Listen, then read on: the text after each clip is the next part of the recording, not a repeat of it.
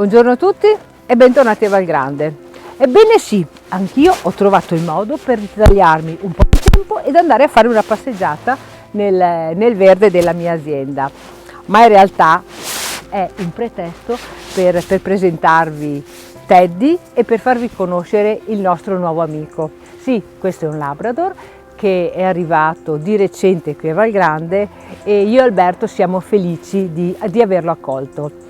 Se anche voi volete conoscere la nostra mascotte, il nostro nuovo amico, vi invito a venirci a trovare, però potete venirci a trovare anche per assaggiare i menù autunnali che qui si potranno gustare e che prevedono l'utilizzo della frutta e della verdura di questa stagione, non da ultime le zucche piuttosto che i funghi.